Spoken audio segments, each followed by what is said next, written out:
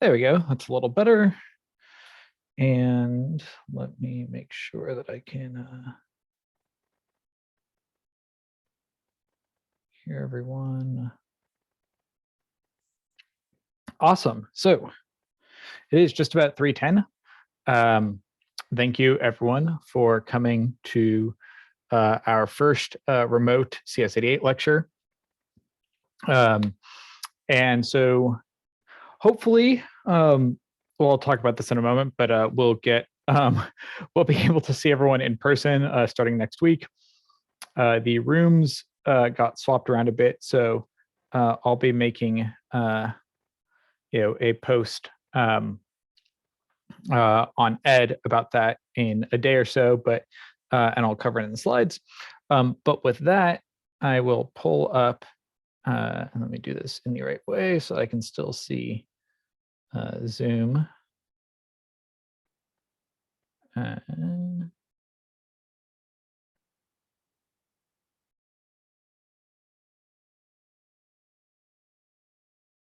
Okay.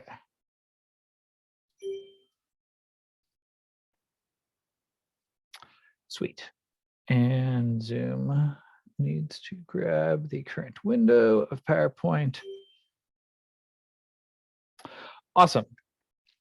So it seems like everyone should be able to see the slides. They should be up on the website now as of a few moments ago.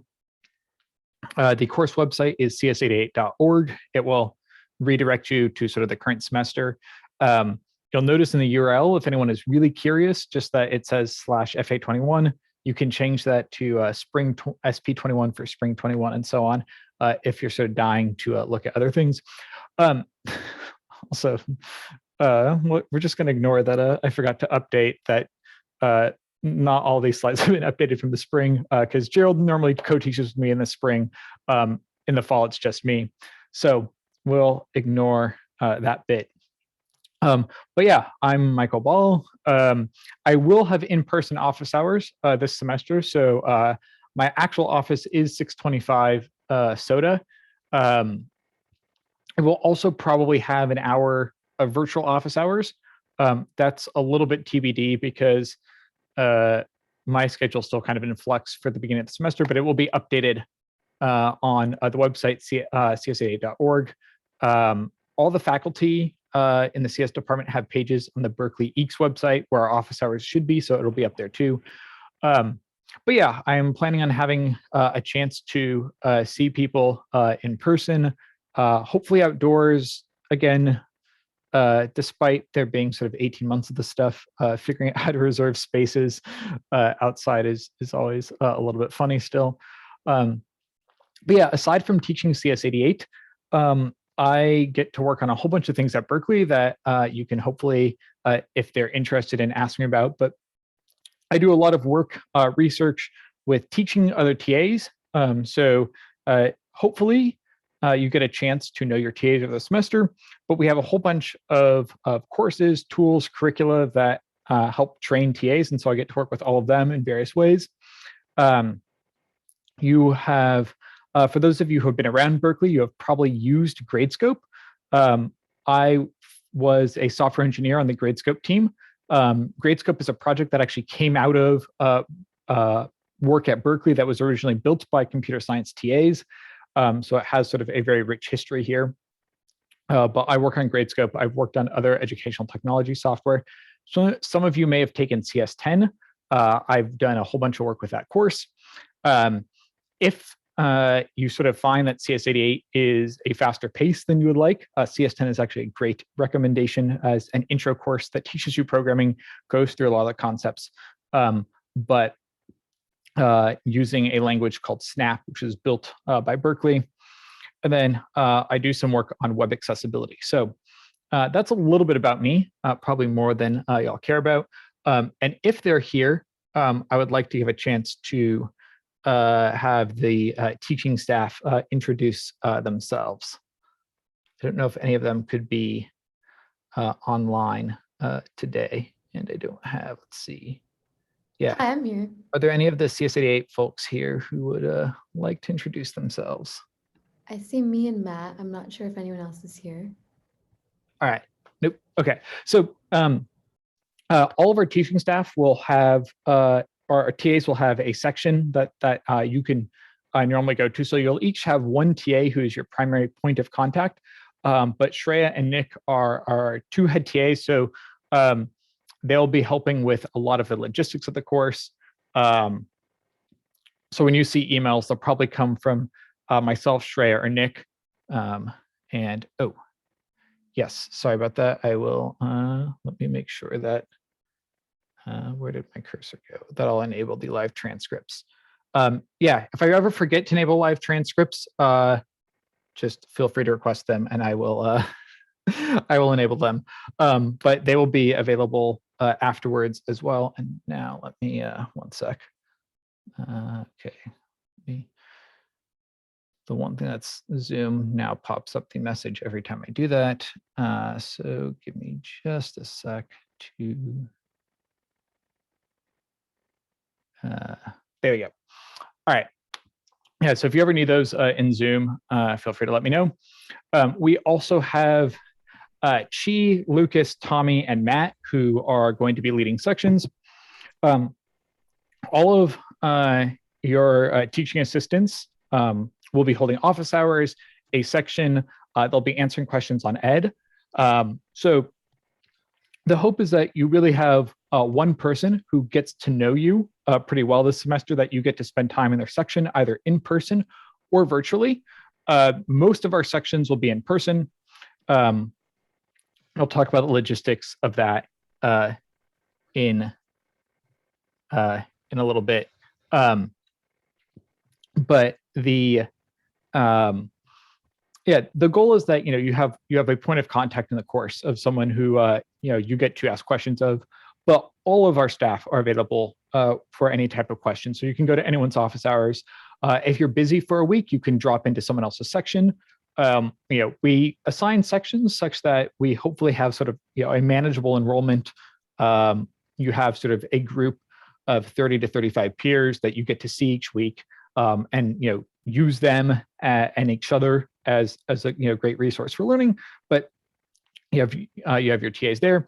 And this semester we also will have 5 tutors, and our tutors are going to be helping out as well by holding additional review sessions, exam prep sessions. They'll be giving feedback on some of your programs that you submit. They'll be on ed, answer questions as well. They'll be holding additional office hours. So our tutors, the one thing that they don't do is they don't lead a full section, but they're another awesome resource. So you should get to take advantage and get a chance to meet them.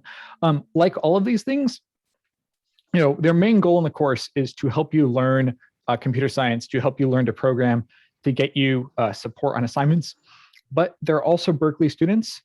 They have all done plenty of interesting things outside of class, whether that's internships, research projects,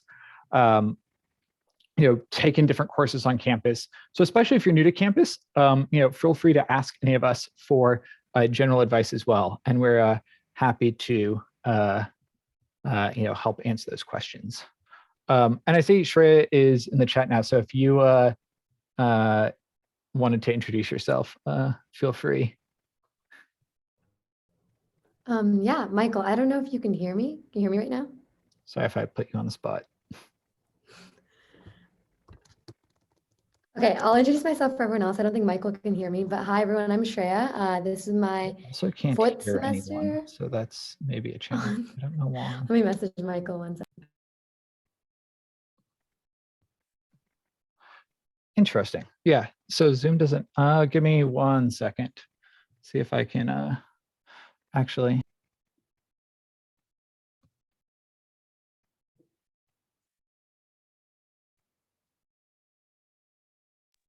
Okay, now I think I should be able to hear people.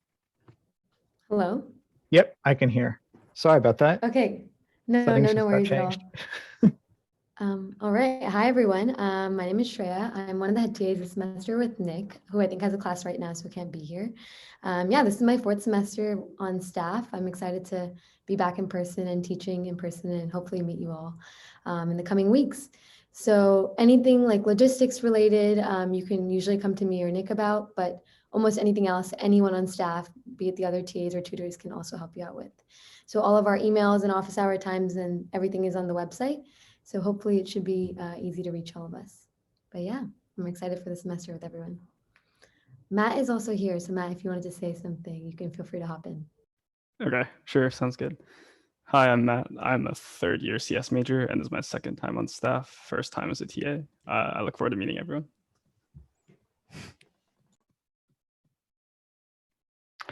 Awesome. Yeah, sorry about that. It's odd. You have no way of knowing that people are talking if you can't hear them. And Zoom wasn't showing people's faces. So, all right, cool. So before we get on with lecture, one of the things that I will typically start with in CS88 is just computing or technology in the news. And we do this for a couple things. One is to just show you all the various ways in which computing is an awesome thing to study, but also to reinforce the idea that the things that we talk about, this is a computer science class where the goal is to teach you about some of the fundamentals, the big ideas. And so we'll often get a bit into the weeds when we talk about ideas like algorithms and recursion and higher order functions. But all this is in service of actually building things that have ideally a positive impact on people's lives, whether that's research, whether that's tools that people can use, or whether that's just things that are entertaining that bring people joy. And so yeah, and some of these will be data science related. Some of these will be sort of very direct to a topic, and other times will just be a cool sort of computing related story. So robots, obviously a popular thing. This was an article in the New York Times, which is another good reason to bring up that all Berkeley students have access to a free New York Times subscription by logging in with your Berkeley email. I always forget the URL, but if you like Google Berkeley New York Times subscription and you need access, there's a bunch of pages that you can log in and read the New York Times. But Disney has a pretty active research division where they do things like all sorts of graphic research, but they're working on building not just robots for theme park rides, but apparently sentient robots.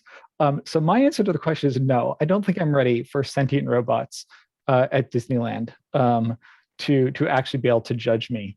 But I still think this is a cool story, a cool use of computing, certainly an interesting application of a lot of modern artificial intelligence research.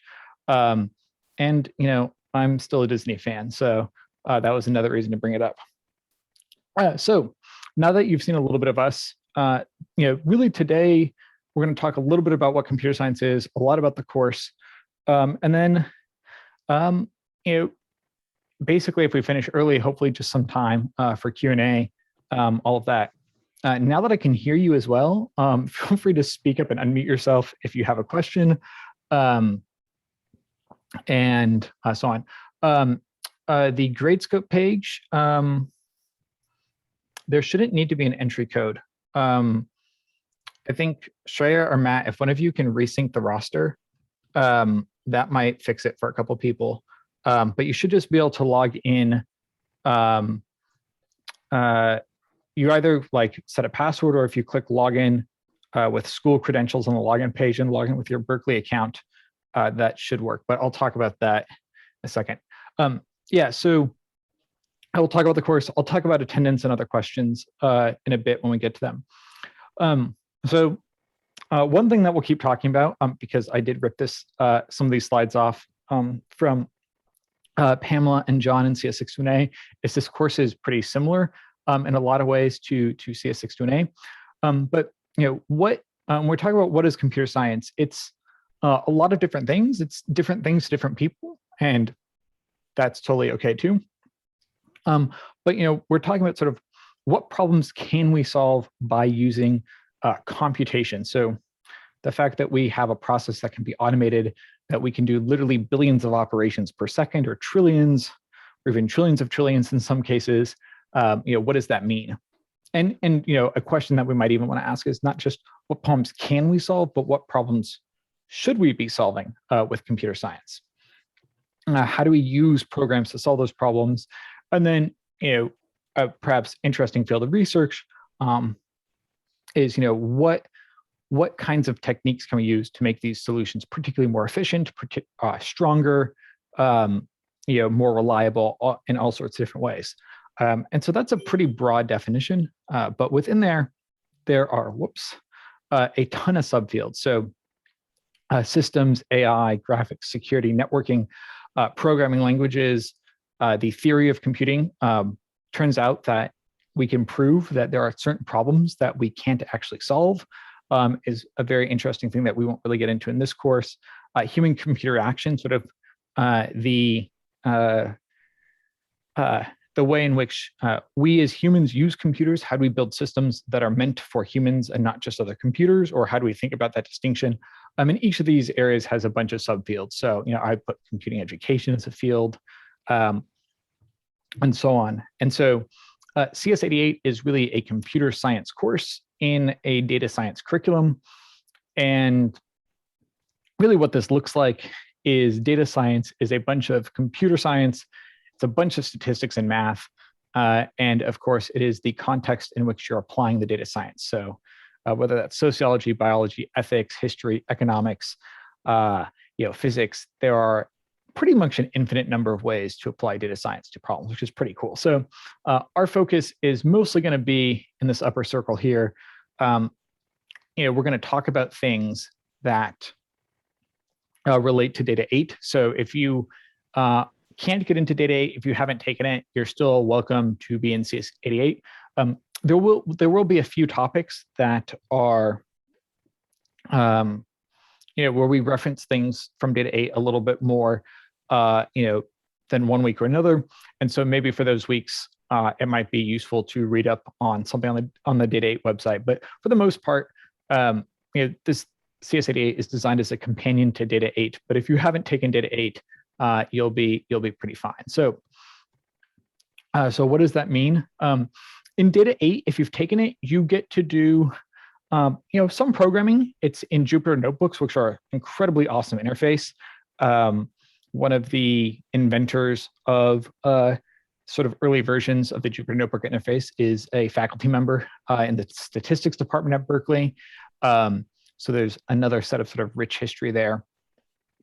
But what we're going to do is sort of think a little bit at a lower level. So if you use a table as an interface in data 8, how might we build that table? And later on in the semester, we're going to look at a couple lab and homework exercises where you build similar primitives to the ones that you'd be using in data 8.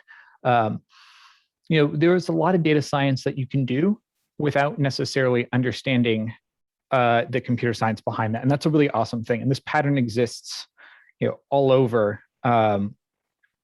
society in various industries. It used to require moving physical cables and elements to make a computer work, and now we can type, and you don't need to understand the electronics of how a computer works to be able to use them. That wasn't necessarily true 50 or 60 or 70 years ago. There used to be plenty of jobs like booking airline reservations that were way more technical, and there's still, of course, a lot of complexity in those systems today, but things get easier and easier. And so one of the goals is to say, there's a lot of data science that you can do without really understanding the theory about how programming works. But by going deeper, you'll have an additional set of knowledge to build the tools yourself to get deeper when something goes wrong if you are doing data science. And to understand that as these systems grow, you have a basis for thinking about how programs interact with each other, how you might write programs that do more complicated tasks, and so on. And so that's one of the goals. And then again, along the way, there are a bunch of complicated topics, but we think that they are fun and mind-blowing in sort of the best possible way. Definitely tricky, and we, the goal is to live right at the appropriate edge of mind-bending. So hopefully everything is something that is attainable knowledge, something that you could work towards, but not necessarily immediately obvious or easy. And so all these terms that are on the slides, classes, higher order functions, declarative programming, recursion. They're things that we will get to in due time throughout the course. And again, compared to 6-1A, we'll talk a little bit more about the data science behind things, but the focus really is the computation and the programming behind things. So when we talk about course culture, there are many reasons to take this course, but hopefully the first and most important one is the fact that we are learning things which are tricky and interesting and powerful.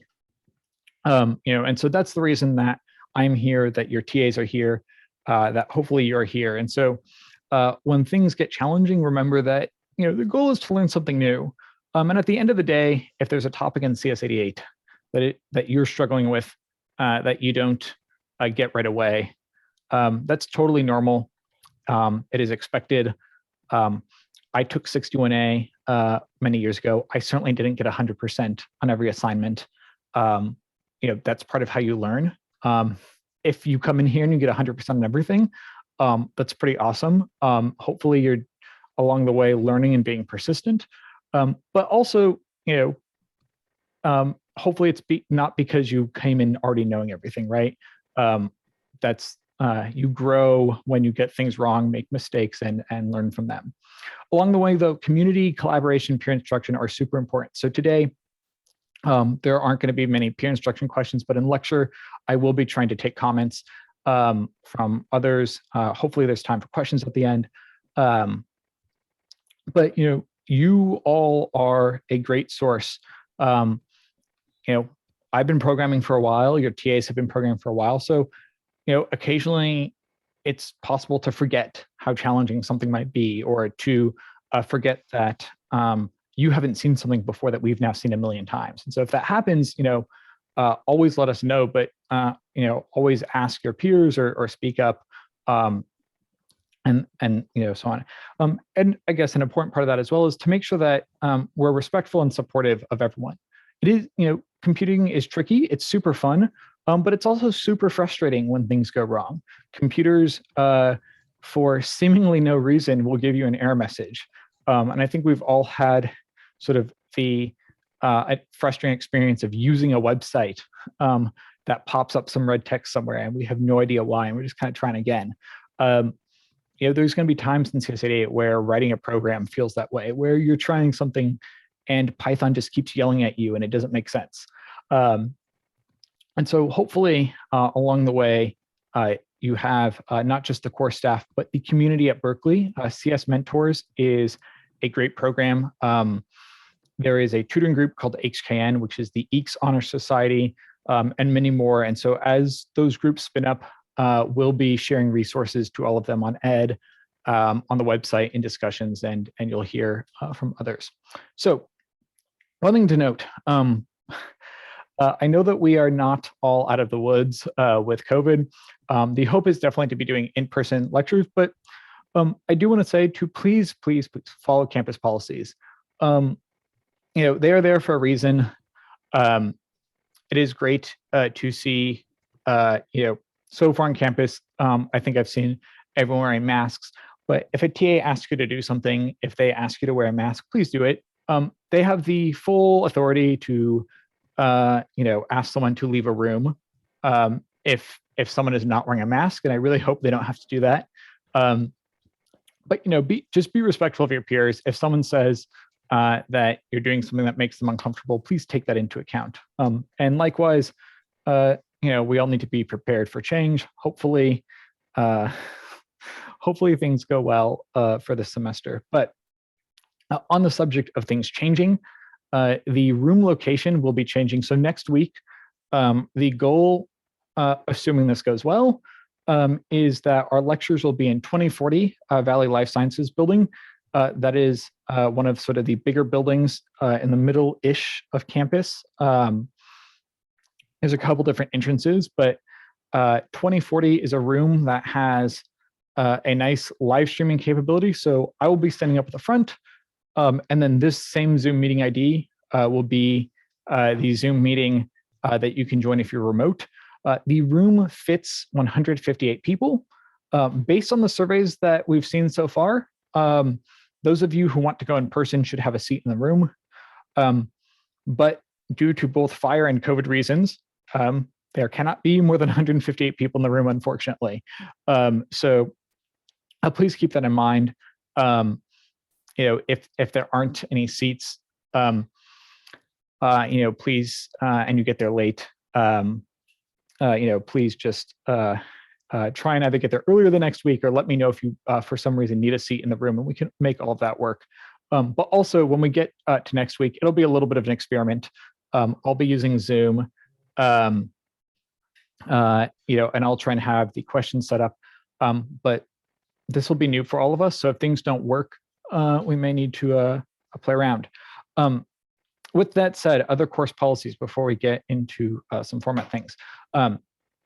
So collaboration, always encouraged. Asking questions, discussing topics, all fantastic things to do. You can post on Ed, especially.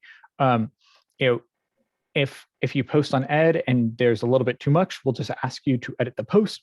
But for the most part, start off by asking questions. And if you're working in a partner, which you can do for labs and projects, you're expected to sort of work together and see each other's code and collaborate. If you're working with a partner, sharing in terms of just handing your assignment off to your partner, not really the point of the assignment, not great for you, not great for them.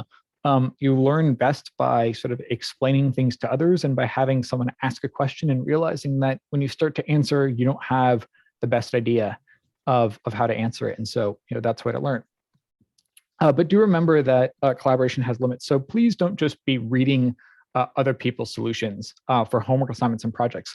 Labs are a little bit more open, where they're meant to be something that you try, that you have a lot of practice on. They're a lighter weight assignment. So we're really not as strict about labs. But if you've already turned in the assignment, and you're there to debug someone else's code to sort of see, someone says, hey, I'm working on this Python function, I'm getting this error, and I'm just kind of stuck. You can look at someone's code, you can help point it out. Often a second set of eyes is the fastest way to spot a typo or something like that.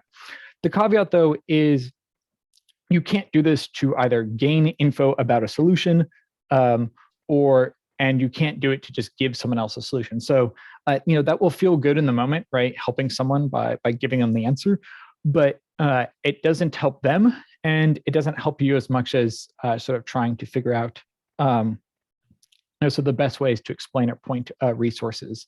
So do keep that in mind. And we do have a lot of tools for catching code. We have both automated and manual processes. We really don't want to use these things, but they're there. They do catch students every semester. They get better and better.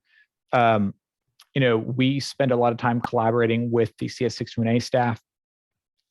So it's not just a CS88 thing. The assignments are similar in structure. The tools that we build work for both courses. Things like that. We know that some assignments are online, and because we know that they're online, we have ways of searching for them. And if your submissions happen to look like the online ones, you can bet that that would be flagged. All that's to say is hopefully none of this comes up. Most semesters, it's not a huge deal. So, what is the course structure going to look like? Each week, we're going to have 2 lectures, and you'll attend 1 lab section. Attendance is not required, but it is a part of our EPA points, which we'll talk about in a bit, which are entirely bonus. Lectures usually move fairly quickly. We sort of want to talk about the why, the big ideas. Labs are going to be the main way that you get hands-on practice. So labs are things that you should show up. Your TAs will spend a little bit of time reviewing concepts. There'll either be some slides or a worksheet, but the bulk of your time in the lab will be practicing writing code. We have a set of practice problems that are interactive that you could just do in a browser.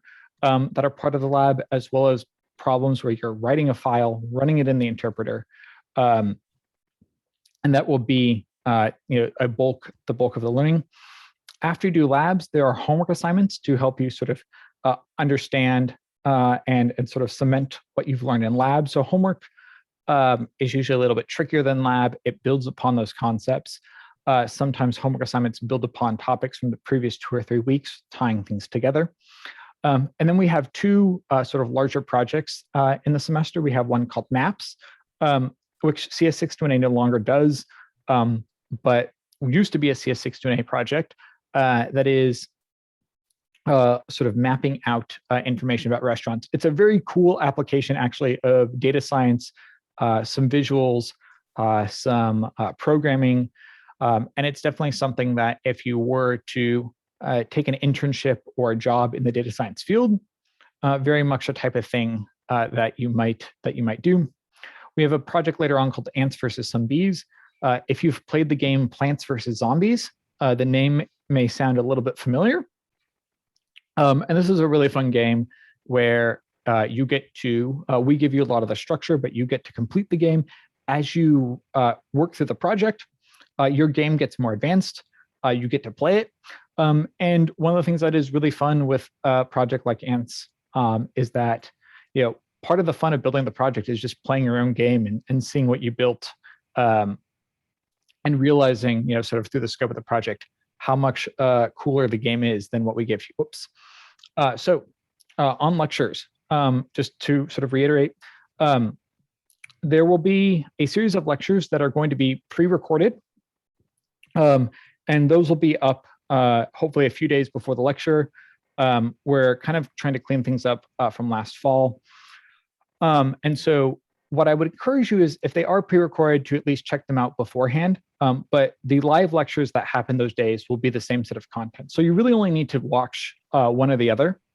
But the pre-recorded videos, I think, are going to be a bit better of a reference because they're broken up into 5 or 10 minute chunks. Class time is hopefully going to be lots of demos, lots of Q&A.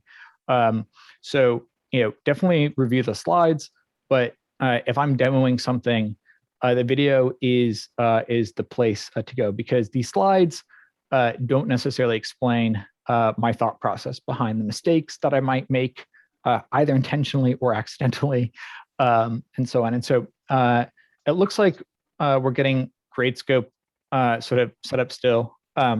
So don't worry about that too much right now if you can't get access, but each lecture is going to have a series of short self-check questions. They should all say self-check. Some might still say quizzes, but they're the same thing. And those are just meant to give you a pretty quick check of, how are you feeling about lecture? Sometimes we'll do them during lecture, but you can always do them after lecture. And the one thing to note is that they do need to be correct, but you can answer them an unlimited number of times. In terms of getting full points, as long as you submit them once within the first week, you have until the end of the semester to correct your answers. And if you miss a week, you get sort of half credit by the end of the semester. But to be honest, as long as you're keeping up with lecture quizzes or self-checks, it's really not something that you need to stress about. 20 of them count, and we usually have like 25 lecture self-checks. So they're not something that you really need to stress about too much. I will also say the point is to do them sort of within a sort of day or so of each lecture. So just the better you can keep up with them, the more useful they will be. But if you forget, definitely not something that you need to stress out. And labs will be paced throughout the week. So sometimes, depending on the exact lab, there'll be topics which make more sense after the Wednesday lecture. Most of them will be doable, purely based on the Monday lecture, but we couldn't get all labs at the exact time between lectures. So just to note that every once in a while, I will be doing the lab pacing might be a little bit imperfect. What we will be doing is there'll be a sections sign up tool. And so there'll be an ed post for everyone to sign up for a sort of permanent lab time. This week, you can go to any lab time that you would like, and get to meet your TAs, and so on. And then I think Matt or Shreya might have a comment on that. Do we have sections sign up ready yet, or is that going to still be another day? Yeah, so for the regular labs, for the regular labs, we plan on releasing the signups on Friday at 10 a.m. But I'll also make an ed post about this so that anyone who's not here also knows. Cool. Yeah. And oh yeah, so question in the chat. Self-checks are due 1 week after the lecture happens for full credit. So what we say is you just have to submit once before that deadline. But by the end of the semester, all your self-checks should be correct. So Gradescope will tell you your score that you earn, and so it'll show you the correct. It'll tell you that your response is incorrect if it is incorrect, and you'll have the chance to resubmit. So you should be resubmitting until you get them correct. But again, you can resubmit them as many times as you need. So the basic format in terms of points, everything in CS88 is a sort of raw number of points. It's set up so that there's plenty of ways to earn them. We got 20 lecture quizzes, self-checks, same deal. I'm trying to change all the wording to be self-checks, but I used to call them quizzes for a year, but they're really more self-checks. But yeah, you basically, I'm going to assume that all of you earn those 20 points because that's definitely how you can do it. Labs are 4 points. There's 12 of them. Homework assignments are 8 points. There's 12 of those. You get to drop each of those. And both homework and lab are going to be based on correctness. Lab assignments, as long as you're making an effort and you're getting the assignment mostly correct, you will earn full points. So labs, the way that they work is correctness counts. So you can't just spend 5 hours on a lab and then turn in an empty file. But if you have a couple bugs, it's definitely something where you can still get full points. Homework assignments are pretty clear in how they're graded. They're graded purely on accuracy. As you go through, you will have an auto grader that will tell you whether each test case is correct. And basically, the points are pretty evenly split throughout our homework for most of them. Projects, the points are a little bit less split up evenly, but the guides will tell you. One thing is on all of these, office hours are going to be throughout the week, but office hours earlier in the week, office hours right at the start of assignments tend to be a little bit empty. So the earlier you can start, the more attention you'll get in office hours to ask questions.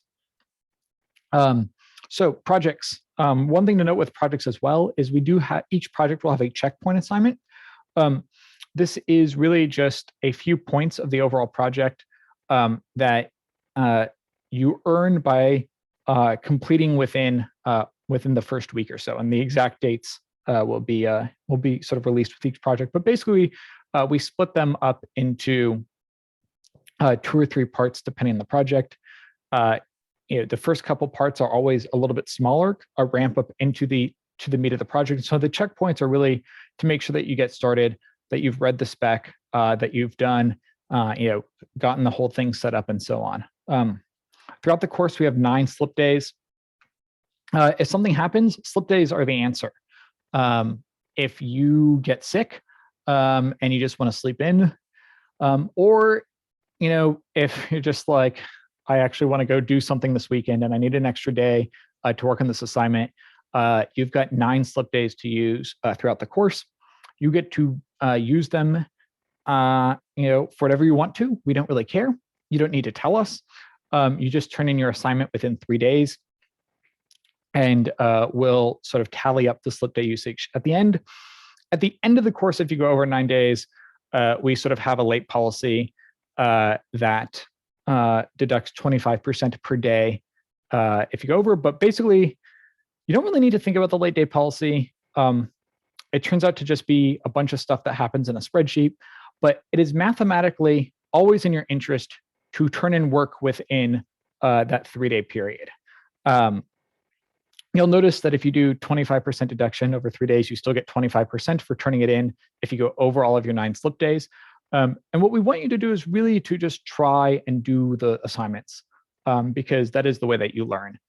If you need something more than 3 days late, we do have sort of an exception system. Extenuating circumstances, things can happen, but for the most part, slip days are the answer to extensions and things like that. Yeah, so format on exams and things like that. We're going to have one midterm, one final. Our midterm is in late October. We will have for both of these a room on campus, and you can do remote exams. Remote exams will be proctored via Zoom, which basically means that you turn on your camera, you screen record yourself, and then the staff will review the videos to sort of just make sure that you're following the policies. But you can choose to take the exam in person as well, assuming that that's all still safe. If it ever becomes unsafe, we'll just do the exam entirely remotely, like we've done for the past few semesters. Because of this change, where people in person will not have access to computers, you do not have access to outside resources on the exam, whether it's in person or remote, but you do in both cases have access to unlimited handwritten cheat sheets, which means that the more you write down, the more you collect and organize and study, the more you get to use. Yeah, handwritten notes on a tablet are okay. Yeah, but we'll get into all the detailed policies as we get closer to exam times. The midterm date will be, and I want to get this right, I believe October 26th. It's the last Tuesday in October. It should be up on the website now, but getting a room is always a little bit of a hassle. So that should be on the website. But yeah, really what we want you to do is to just practice, write stuff down. We will also give you each exam will come with a page of notes of just reference material that you'll be able to use, that'll be provided. Yeah. And just for the last couple bits, if you are still thinking about unsure of where CS88 fits in your schedule, CS61A is going to be all of CS88 plus a few additional topics like how to write an interpreter, so how to write a program that reads and executes other programs. They'll talk about some additional tools around building different kinds of languages and so on. So, if you're thinking about that, that's really the difference there. But CS88 as a 3-unit course covers, that 75% of CS61A over the same 15-week period. That makes a ton of difference in terms of just your weekly sort of stress levels, comfort level, how much time you have to process information. And so if you're still sort of on the fence, that's totally something that you can think about. Data 8 will have a little bit of programming, but it's really going to be focused on the statistics, the data science of it, which you won't really get much of in either CS88 or CS61A. If you're interested in continuing on with either data science or computer science after this course, which hopefully you are, you have an option to apply CS88 to the CS minor, where afterwards you take CS61B, some upper division courses. I believe 61B is also required for the DS major. So, if you're liking data science and programming, the DS major will give you a whole bunch more programming as well. But if you also want to think about switching to computer science, you can take CS47A, which is that 1 unit of 61A that we miss, or you can also just sort of retake CS61A if you'd like. It's not necessarily the best use of your time because there is that overlap, but it's certainly certainly a possibility.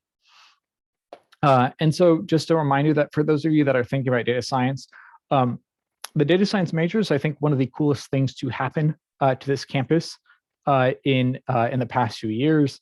It is really a major which is one of the most interdisciplinary programs that exist. So you have Data 8, CS88. You have a system designed for a bunch of electives that really are tailored to your interest. And then in the upper division, you have some deep courses in statistics and probability, but you also have a lot of focus on ethics and the domains in which you apply data science, so that you really are not just taking the technical bits, but you're applying those technical bits in the context where they matter. Yeah, and so data science gets applied in a lot of ways. If you haven't taken Data 8 or you haven't had much of an introduction, it's just a reminder that whether we're talking about mapping things, whether we're talking about the devices that get built, things in the news, there are a lot of applications of data science all around us. And so hopefully with that, there are plenty of ways that we can think about that. And I'm going to stop it right here. But one of the things that can be said is, does anyone want to guess what this is a map of? This is actually a pretty old map, so it would look a lot more sort of ridiculous if it were more recent. Yeah, anyone want to guess what this is a map of? If you, yeah, cool. A few votes for the internet. So yeah, this is a map of the internet. And we're not going to talk about networking in this class, which is a really fun topic of computer science that I enjoy a lot. But this is sort of a perfect integration of computing at a theoretical level, how we get two computers to talk to each other, what protocols need to be built. Data science in terms of the amount of data that is generated, shared, aggregated, computed upon, and human computer action and ethics and the sites that we build and use and how they affect our daily lives. So, hopefully these courses are a stepping stone for all of you into either research projects, job opportunities, just personal knowledge and enjoyment, and those kinds of things. So, yeah, that's where we'll leave it today. There's a couple more slides just thinking about data science as well. But really, what I want to say is that there is, and I'm going to stop that, a bunch of different ways to sort of engage with this content outside of the class to take the programming that you've learned and build upon it. So yeah, with that, there's a few minutes left. Are there any additional questions? Super bonus points if you want to turn on your camera and ask a question. I'm going to scroll through the chat. Yeah, so will you be prepared for 61B if you take CS88 and Data 8, not 61A? Our goal is that you will be prepared. We've done a lot of work with the 61B staff to make sure that those topics are covered. The one thing that I would say, though, is this is a 3-unit course and 61A is a 4-unit course. There is no substitute for future preparation that is just the sheer amount of time that you spend working on something. And so, to the extent that you spend a few more hours a week programming in 61A than you do in CS88, and some weeks it's more than a few more hours, that is definitely helpful, right? But by and large, the topics that you need to know going into CS61B, we cover all of those. The things that we skip over are not things that are prerequisites for CS61B. There are not topics that CS61B will sort of expect you to know or quiz you on. So that's the difference. It's really just the amount of time spent. Will you still be prepared if you take Stat 20 and Stat Data 8 for 61B? I think so. 61B really doesn't rely on the data science much at all. It is very much a pure computer science course. So to that end, again, I think the difference is just Data 8 has a little bit more programming. And again, it sounds a little bit stupid, but more programming is always good practice for more programming in the future. That's really just sort of the name of the practice game, and how that goes. But yeah. Oh, and on the lecture, on the quiz, there are not quizzes in lab, but the lecture quiz should be up on the website. I think we've synced the roster for Gradescope, so you should be able to log in and access it. But if not, please post on Ed. The other thing I'll say is on Ed, you can feel free to post all sorts of questions. We do have templates that are designed to sort of help you think through the process of debugging a question. So please try and use the templates. Please try and sort of fill out, give us as much details that will help you, formulate your question, that will help your peers think through their process of how they might be able to help you, as well as the TAs. Yeah. So we're right at 4 p.m. Thank you, everyone. Hopefully, I will see many of you next week in person. So if you'd like, the room again will be 2040 VLSB. And I'll be around for a couple more minutes if anyone has additional questions. But with that, I will stop the recording, and thanks.